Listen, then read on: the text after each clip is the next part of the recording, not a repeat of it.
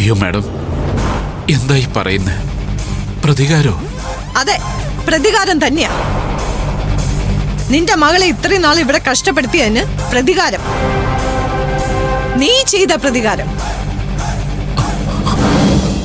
അനുവാദമില്ലാത്ത താലി കെട്ടിയതിനും അവളെ തടഞ്ഞു വെച്ചതിനുമെല്ലാം നീ എന്റെ മകനോട് ചെയ്ത പ്രതികാരം.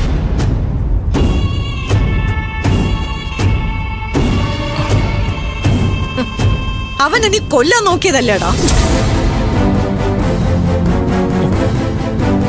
മഹാപാപം പറയില്ലേ മാഡം. സൂര്യ സാറിനെ ഞാൻ കൊല്ലാൻ നോക്കിയേ.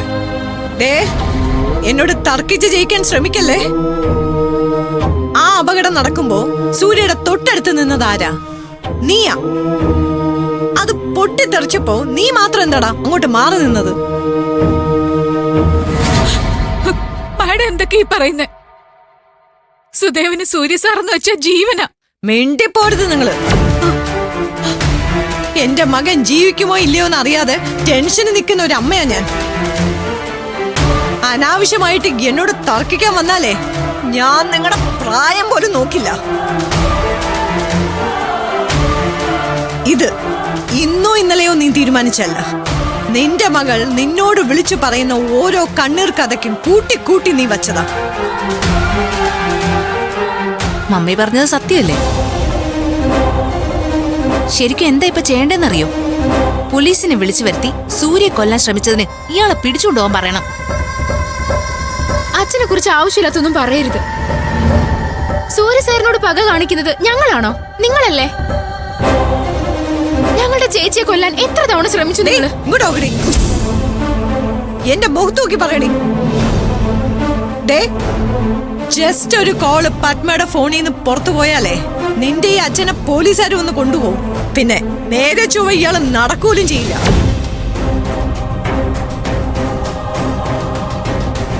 കാണിച്ചു തരാടി നിന്നൊക്കെ.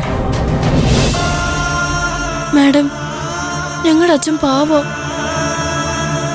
അച്ഛൻ ഒരാളെയും ദ്രോഹിക്കില്ല. ഒരാളെ ദ്രോഹിക്കുന്ന കാര്യം ചിന്തിക്കുപോലുമില്ല. അത് ബുദ്ധിമാനായ നിന്റെ അച്ഛന്റെ അഭിനയം. യോ, പാവത്തിന്റെ മുഖംമൂടി ധരിച്ച് അതിൽ ഒളിഞ്ഞിരിക്കുന്ന പക്ക ക്രിമിനലാണ് ഇദ്ദേഹം. തനിക്കില്ലാത്തതൊക്കെ മറ്റുള്ളവരെ അനുഭവിക്കുന്നത് കാണുമ്പോ അതിനോടുള്ള പക.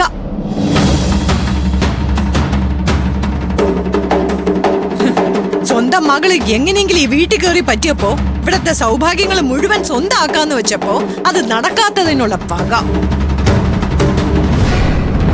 ആ പകയാ എന്റെ മകന്റെ ജീവന്റെ വില പറഞ്ഞത്. ഇവൻ തന്നെ അവനെ കൊല്ലാൻ നോക്കിയത്. അയ്യോ, മാഡം, മാഡം വേണമെങ്കിൽ എന്നെ തല്ലിക്കോളൂ, പോലീസിനെ കൊണ്ട് പിടിപ്പിച്ചോളൂ, കൊന്നോളൂ. പക്ഷേ നെഞ്ചിത്തട്ടി സുദേവൻ പറയുക, അങ്ങനെ ഒരു ചിന്ത ഒരു കാലത്തും എന്റെ അടുത്തുകൂടി പോയിട്ടില്ല.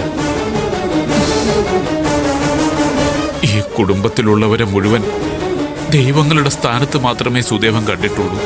മതി മതി മതി, ദൈവങ്ങളെ പോലുള്ള കാണലും ആരാധനയും ഒക്കെ. നോക്ക്, ഹോസ്പിറ്റലിൽ പോകാനോ സൂര്യയെ കാണാനോ നിങ്ങൾ ആരും ശ്രമിക്കരുത്. പിന്നെ തിരിച്ച് വീട്ടിലേക്ക് വന്ന ഒരു കോള് പോലും ഈ കൂട്ടത്തിൽ നിൽക്കുന്ന ഒരാളുടെ ഭാഗത്തൊന്നും ഉണ്ടാവരുത്.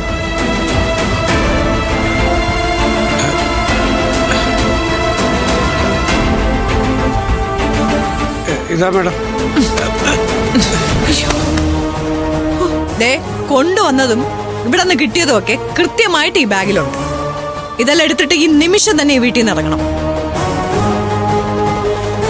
ഇനി ഇങ്ങോട്ടേക്ക് ഒരു യാത്രയില്ലെന്ന് മനസ്സിൽ തീരുമാനിച്ചിട്ട്. മനസ്സിലായടാ? മക്കളെ അതൊക്കെ എടുക്ക്.